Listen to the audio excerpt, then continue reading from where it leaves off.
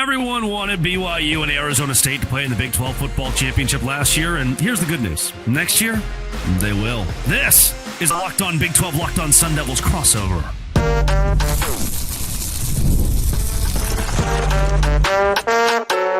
You are Locked On Big 12, your daily podcast on the Big 12 Conference. Part of the Locked On Podcast Network, your team every day. Happy Friday, everybody. Welcome to a Locked On Big 12, Locked On Sun Devils crossover. I'm Drake Toll from America's #1 Big 12 podcast, Locked On Big 12. Thank you for making this show your first listen every single day. That is Richie Bradshaw of Locked On Sun Devils, talking all things Arizona State. Thanks for making his show your first or second listen every single day, depending on what order you put our two in there. We will start with Arizona State and BYU on a crash course to meet in the Big 12 title next year. That might be the case. I think BYU is going to be there. Richie thinks Arizona State's going to be there. Let's put the two together. We'll also talk basketball is as bad or good or as insane as ever for Arizona State. It hasn't gone well. Let's recap the entire conference from a wild week, and then we'll end with Bobby Hurley. Yeah. Probably got to fire the guy. From my standpoint, probably got to fire the guy. We'll see what Richie says about it. If you hit subscribe, we get to keep our jobs. Richie, Arizona State and BYU took a matchup in the regular season last year to new heights, new rivalry. Everybody hated everybody. There was the second on the clock, and they rushed the field, and all the Kenny Dillingham screaming at people. And a lot of folks in the BYU camp wanted a rematch in the Big 12 title. Not only did they not get that, they won't get a rematch in the regular season next year, which only means these two schools have an even better opportunity to meet in the Big 12 title. Yep, and I was really bummed when I saw that we don't get to play them this year, whether that was going to be in Tempe again or if we had to go up to Provo, because I think that they are establishing a new rivalry. And how insane is it that they did it in one game in the Big 12? But I mean, if you go back to 60s and 70s back in the WAC, those two were rivals back then. So there's history there. It's just been decades of dormancy for this rivalry. And then, this comes out last year, and it's such an intense rivalry that Utah fans who historically hate ASU join our side and are like, hey, man, they stink too. We don't like them either. And it's like, really? Utah? You guys are defending us? And it's like, enemy of my enemy, I guess. But there is potentially some kind of special hatred and rivalry sports-wise that could be established here between BYU and Arizona State. We have to miss it this year. But like you said, if we get that for the Big 12 championship, I mean, that just takes it to a whole other level. Why do you think? I mean, I can list reasons for BYU to be in the Big 12 title next year. I can list them for Arizona State, but obviously you're the expert. Why do you think the Sun Devils, especially the big question on everyone's mind without Cam Skattebo, will return? It's going to be a very different team without Skattebo on there. There's no denying that. One of the things that I've said many times on my podcast is you can't replace Skattebo himself. You can replace his production, like a Moneyball thing. Like, we can't replace this player, but we can replace him in the aggregate. And that's what ASU is going to have to do with their running back stable. And Connie Udo was coming in from Army. Kyson Brown is back. Raleek Brown should be healthy.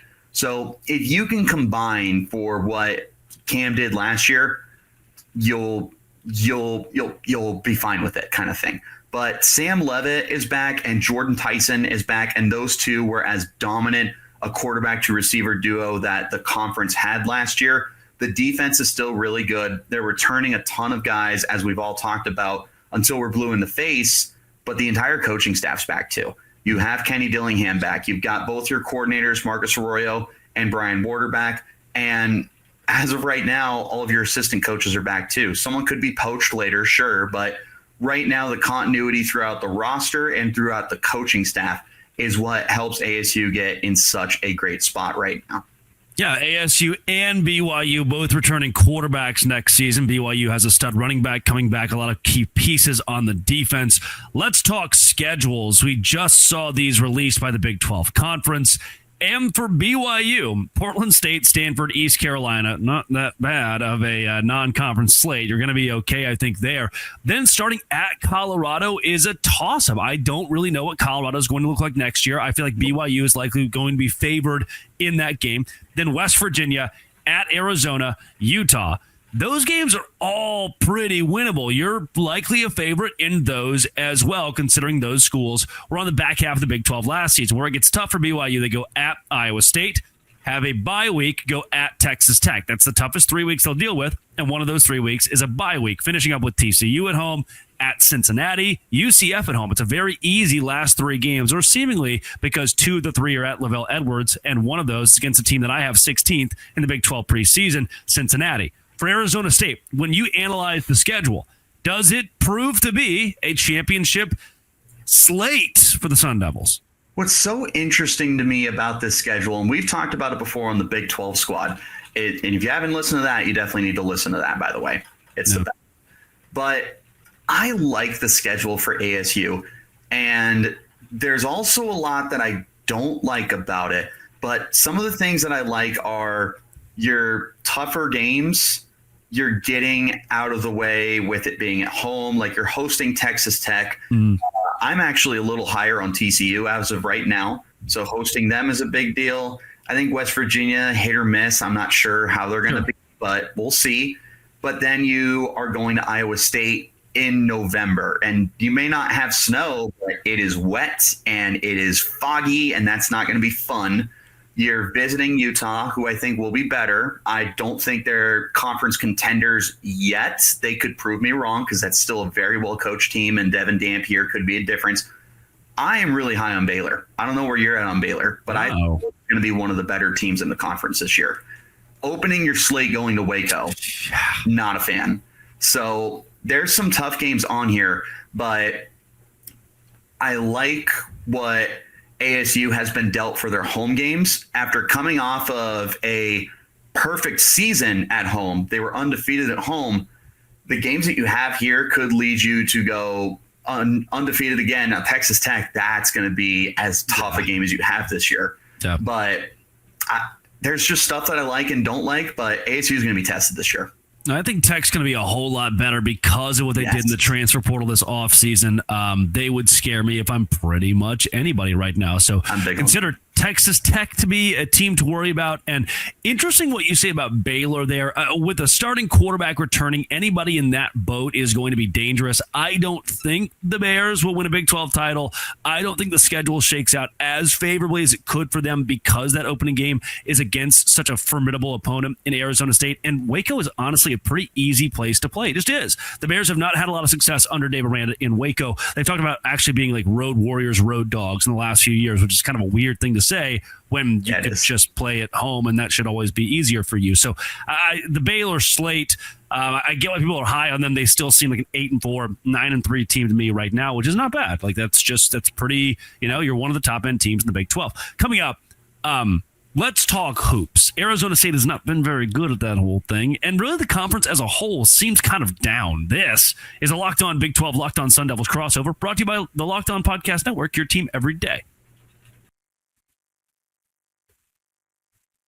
Today's show is brought to you by Factor. If you're looking to optimize your nutrition this year, Factor makes eating well easy with chef-prepared, dietitian-approved meals that are fresh, never frozen, and ready to heat and eat in 2 minutes. With 40 options across 8 dietary preferences every week, you can customize your meals to fit your lifestyle. Calorie Smart, Protein Plus, Keto. Plus, Factor even offers wholesome smoothies, breakfasts, grab-and-go snacks to keep you fueled all day. I love how Factor takes the stress out of meal planning. I recently tried the Protein Plus meals, and they were packed with flavor and kept me full throughout the day. The convenience is unbeatable. No prep, no mess, just great food in minutes. Eat smart with Factor. Get started at factormeals.com/LockedOnCollege50 off and use code LockedOnCollege50 off to get 50% off your first box plus free shipping. That's code LockedOnCollege50 off at factormeals.com/LockedOnCollege50 off to get 50% off your first 50% off plus free shipping on your first box. That is Factor. Richie Bradshaw of Locked On Sun Devils. Let's talk Big 12 basketball. At the time of recording, we have not seen Arizona State take on Texas Tech, but you and I both kind of agreed. it's probably not going to be the best contest between those two teams. So with the assumption that that game went south for Arizona State, we're looking at a Big 12 that is missing some March Madness members that you would typically expect or could have expected. Houston and Arizona have been red hot. Texas Tech has been a lot better than expected. Iowa State has plateaued a bit. Kansas has plateaued, and then it's utter chaos. BYU, Baylor, Kansas State, West Virginia, even a TCU, all fighting for contention here. We promised you, Richie, when you got to the Big 12, it would be the best conference in college basketball. Do you think this league is living up to that still? So, you know what's funny, real quick, I want to add with the teams contending, like ASU, not just for me, like a lot of people nationally thought that they were going to contend for getting into the tournament. They brought in 2 5-star kids as freshmen. They had another kid who was a top 50 recruit. They did great with their transfer portal class. It was the 10th year of Bobby Hurley. It's like, okay, maybe this is what they need to finally make the tournament. Obviously, that's not the case, and I don't think you're even NIT at this point. But when I look at this conference, I don't see the depth that I thought we were going to see this year, but there are some really good teams. And like Iowa State caught me off guard. Unfortunately, they're slumping recently, but that's still a really good team. As much as it pains me to say this, Arizona is surging right now, and when they're hot, they're hot. And Caleb Love, think of him what you will. When he's dialed in, he's as difficult a shooter to stop as there is. Houston is great. Texas Tech has been fun. Kansas, not as dominant as I expected them to be. And then just a kind of whatever. But all in all, I'm not disappointed with the Big 12 and the depth that we were told it was going to have. But it does feel like a lot of teams are underachieving this year. And I would include ASU in that underachieving class because of what they were supposed to be. That is, something we'll definitely get into when we talk about Bobby Hurley possibly being fired later on in the show, because it seems like that could be the crash course that we're headed toward in Tempe. The Big 12 with so many schools in that middle ground. I mentioned Baylor and BYU, where Kansas has fallen down there, Kansas State, West Virginia. They're each in kind of different swings. Kansas down right now. Kansas State, maybe the hottest team in the entire Big 12. Are you surprised by how similar to football, there's just a hodgepodge of like 7 teams in the middle of this conference that all could still either be a 5 seed in March Madness or miss the NIT? It is really funny, the similarities that we're seeing. And the thing that I appreciate about basketball was, or maybe not so much appreciate, but what stands out, I suppose, is we went into the year having a pretty good idea of who the best teams were going to be. Houston, Arizona, Kansas would be up there. That's pretty much where we're at. You look at football last year, and BYU was supposed to be bad. ASU was picked to finish last. Texas Tech was middle of the pack. Iowa State was on the latter half, and those end up being the better teams. Like, the football was way more unpredictable. We have a better idea with basketball, but it's just such an interesting conference. Like, there's this parity in here that anyone can beat anyone. Like, K-State beats Iowa State in Ames. ASU took Iowa State about 35 minutes, and then the last 5 minutes again just wet the bed, and somehow Iowa State covered a 15-point spread when it was like a 2-point game for 35 minutes. Like, there's these teams that are just able to challenge each other that normally you wouldn't expect to. And for a program that's coming from the Pac-12, where we're used to this, like the disrespect everyone overlooks, it's sandlot football, it's sports that no one respects, like coming to the Big 12 to have something very similar, I wouldn't call it a breath of fresh air, but it's kind of nice for ASU that it's like, okay, yeah, we're kind of used to this. Like, we know how to navigate, we know how to deal with everyone kind of overlooking us and everything, but it's very funny and almost poetic that that's the same situation that we walked into after leaving that situation. Do you think that there is a high ceiling and upside somewhere Arizona State can go for the rest of this season that is positive? I do. I mean, at the end of the day, this roster is just so talented. But The other thing they're running into is injuries. Now, I'm not somebody that likes to use injuries as an excuse. Injuries happen to every team. And at the end of the day, if you're good at recruiting and you're good at building depth and talent, you should be fine. Now, ASU has been ravaged. I mean, Joson Sannon and Jaden Quaintance, who was out against Texas Tech, they've been banged up this year. Those are your 2 5-stars. You've lost a lot of your depth, like Austin Nunez is out for the year. They have lost a lot, and it has definitely contributed to the losses. The only way that ASU is going to find a way to turn this around and make it at least a respectable season is if guys can get healthy. And again, Quaintance is out for Texas Tech. Sannon is starting to look closer to his former self. And some of your other guys have been looking good too, but it's a matter of closing out these games. And for goodness sake, stop forcing the three. There was a game where they shot 33 3-point tries in the first half of the game and we're like 20%. And it's like, this isn't winning basketball. This is why we're losing so many games. So they need to find some health, which isn't in their control, but they need to get back to playing to their strengths. And they're just not doing that. I wonder if there's a national champion somewhere in here. I hope, but I just don't. It's tough. Houston is the best shot. I think we have Arizona, as much as it might pain Arizona State fans, is also in that category. And Texas Tech is, any given night, could, I think, beat anybody in the country. Iowa State needs to show me, well, what have you given me lately? Kansas, what have you given me lately? You know, BYU, the ebb and flow. Baylor, I'm talking about all these teams that, again, could be, you know, top seeds in the NCAA tournament or could miss it altogether here in a couple of weeks. We'll find out in March. We're getting close. We're inching closer and closer to learning which Big 12 teams can vie for that national championship. And it does seem as though we are on that crash course for Arizona State to not be named in that field unless they win the Big 12 tournament. That's kind of your hope at this point if you're a Sun Devil. Coming up, Bobby Hurley's got to go, right? Wrong? We'll see. This is a Locked On Big 12, Locked On Sun Devils crossover, part of the Locked On Podcast Network, your team every day.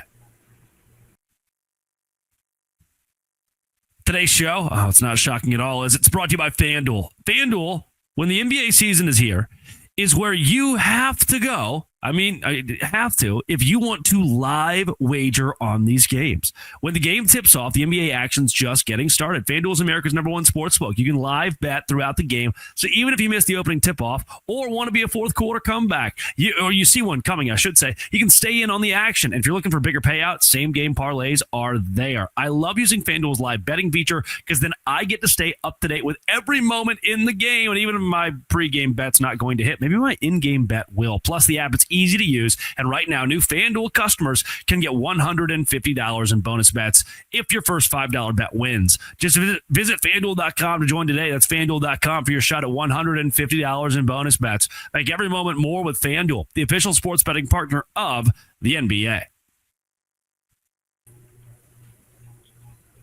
Richie Bradshaw, Locked On Sun Devils.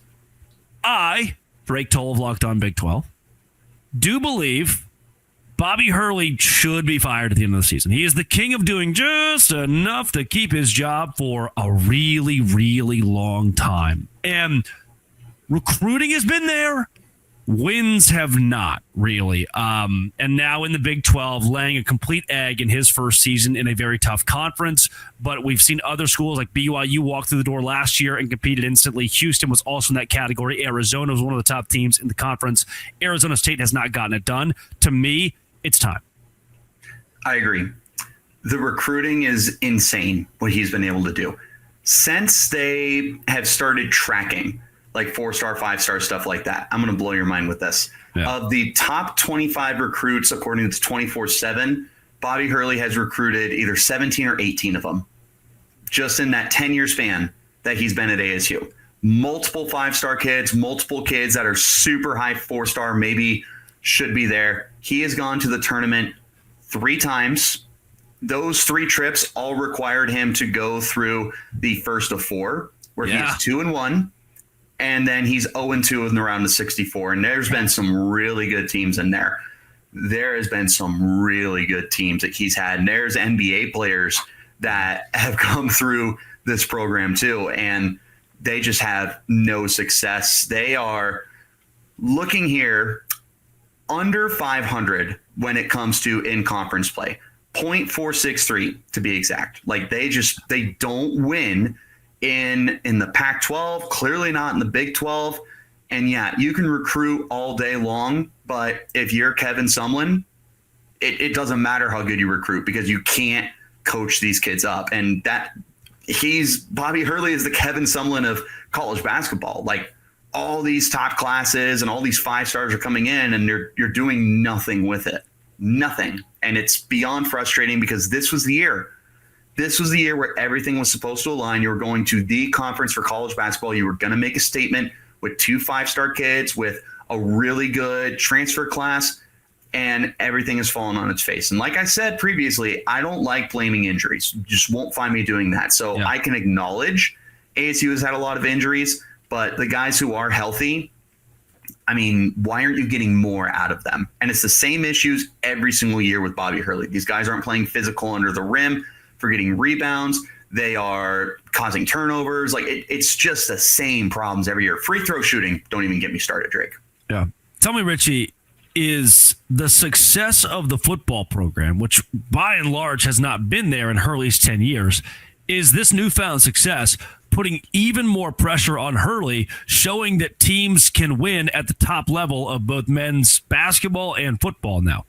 Yeah, I think it definitely is. And the moment that our new athletic director, Graham Rossini, came in last year to replace Ray Anderson, which that was about 10 years We all love overdue. Ray Anderson, by the way, here in the Big 12. Ray Anderson, who is never going to Morgantown, doesn't have to now.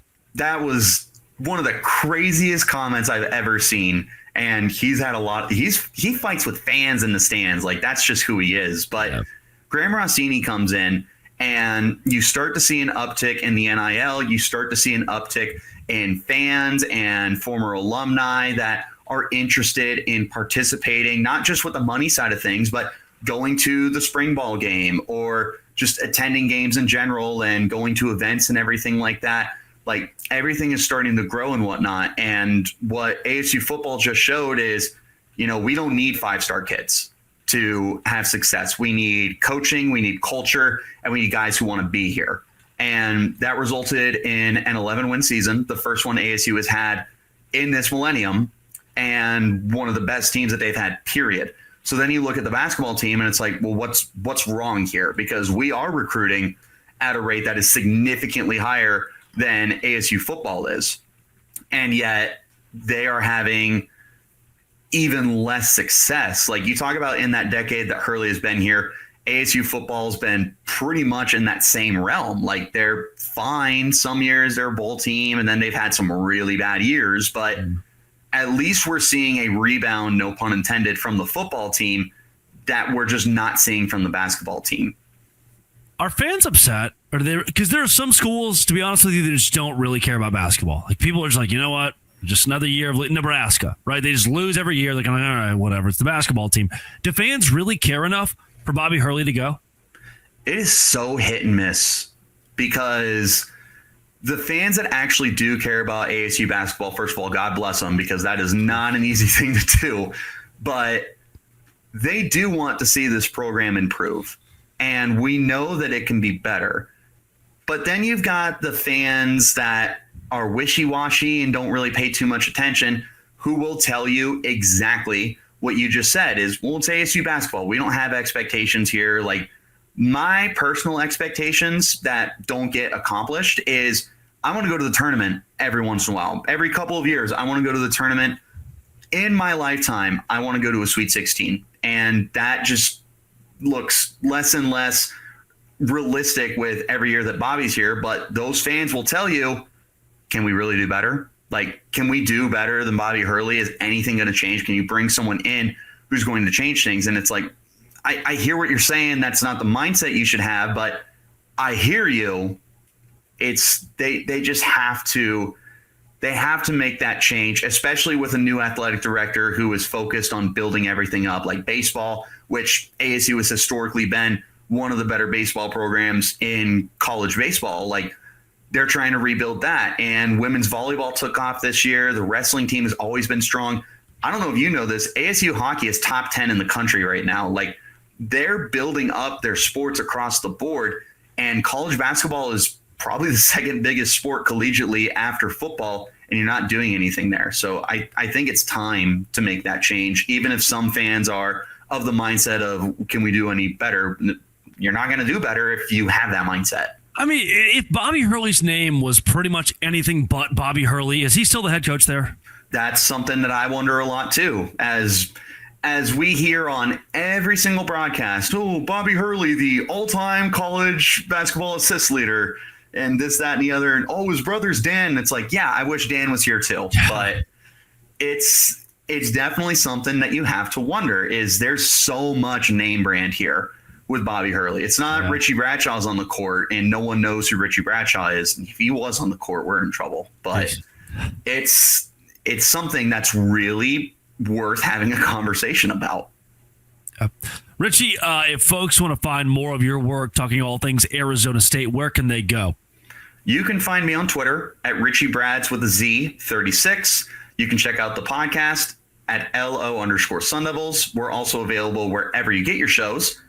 The YouTube page, absolutely popping off right now. We reply to all the comments, so pop on over there. Let's have a conversation. And yeah, it's a good time to be a Sun Devil, just not if you like basketball. Yeah, football is definitely on the rise, and I do think that Arizona State will have yet another Big 12 championship caliber team. Want to thank everybody for making these shows your first listen every single day. Come back next week. We'll be covering all things Big 12 and Sun Devils on our respective shows. This has been, and it always will be, a crossover between Locked On Sun Devils and Locked On. Thanks for making it your first listen every single day. Dose Grande.